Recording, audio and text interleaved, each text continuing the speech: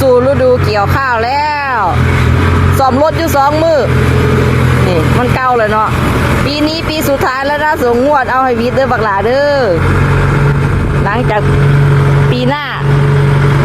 เดี๋ยวจะมีการสมนาคุณลูกค้าทีหลังคุณวะ ที่พอเราว่าถ้าเราวิทย์งวดเราสิสมนาคุณลูกค้าทีหลังแล้ววะกำลังสิไปเกี่ยวเขากำลังเอารถขึ้นรถไปเกี่ยวข้าวนะไปพอกับน้องทรายไปเอาวิทย์งวดเด้อเอาวิทย์งวดเด้อปีสุดท้ายแล้วนะงวดก็อยู่ที่200,002,400,000บ่ปีละใจเย็นเด้อลูกค้าถ่ายกันแน่เด้อปีหน้าก็จะเป็นไทยแล้ว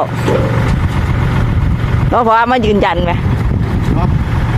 อันมดนี้เราสมนาคุณลูกค้าว่าปีหน้า เราบอกว่าแต่เรามดนี้เราสิสมนาคุณลูกค้ายังไงหลวงเลยเหรอ ปีสุดท้ายแล้ว